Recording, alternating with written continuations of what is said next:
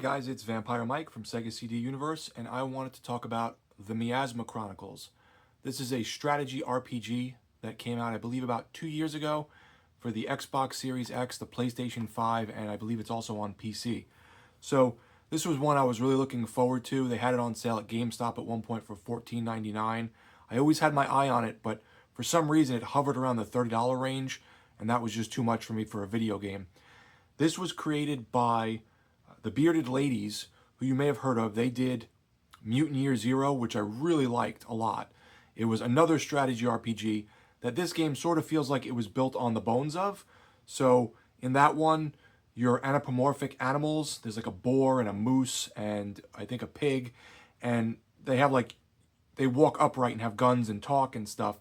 And you go around the wasteland and, do adventures and go on this quest.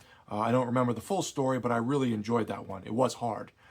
This one is similar, except they're humans and there's like robots and people with these special gloves that can manipulate these particles that change things in the world and can like do evil things. The story's a little convoluted and goofy, but overall the story was pretty good and I liked some of the characters. There was some decent interactions between them and I thought they had some good personalities. But if you've played a strategy RPG like Mutant Year Zero or XCOM or what's that other one called? Something Rage. Jagged Rage? Whatever. Jagged Alliance? Jagged Alliance. Similar to something like that.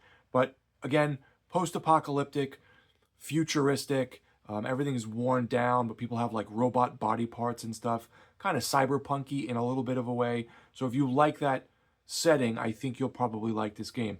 However, I did play it on easy because on normal, the game is supposedly brutal. And even on easy, there comes points where you really have to pick your shots and say, okay, we're going to hone in on this guy or we're going to hide behind this pillar and take pot shots because you can easily get overwhelmed or they can do things to you to really make the game annoying. So there's a lot of like bad guys creating other bad guys while you're on the field, or a bad guy grabbing you and then you not being able to move for a few turns, which is just detrimental. You can get assault rifles and shotguns, grenades, EMPs to stop robots, and you have to know what to use for what bad guys. Like the robots, obviously you want to use EMPs, where the fire that you can throw you want to use towards humans, let's say. As I said, the story was interesting. I liked it. It was about a 21 or 22 hour game, which I thought was good. It didn't overstay its welcome. The beginning starts out kind of slow, but towards the quarter to midway point, it kind of zooms by. I felt like the game just went really fast. As I said, you meet some interesting characters. There's some really evil people. There's some people that are sort of bad but funny in a way that you interact with and have like relationships with in the game. Almost like a little bit of a Fallout feeling to it, like the old Fallout games, maybe 1 and 2 slightly. But overall, I thought it was really good. The graphics were good. I didn't have any bugs or glitches. It's a single-player game, obviously, and I'm trying to think what else. It says here it came with DLC, like suits for the characters, but I didn't see those in the game. Perhaps I just didn't know where to get them, or maybe I didn't install them when I put the code in.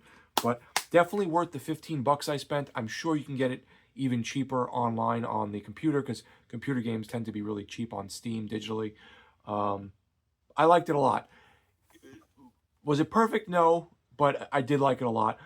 I'm not sure if I like the setting and the characters better in Mutant Year Zero, maybe, but it's probably neck and neck. It's a really good game, and I'm surprised more people weren't talking about it. So if you're into strategy RPGs, post-apocalyptic, cyberpunky, futuristic things, I would say highly recommended. Thanks guys for watching. It's Vampire Mike from Sega CD Universe. Be good.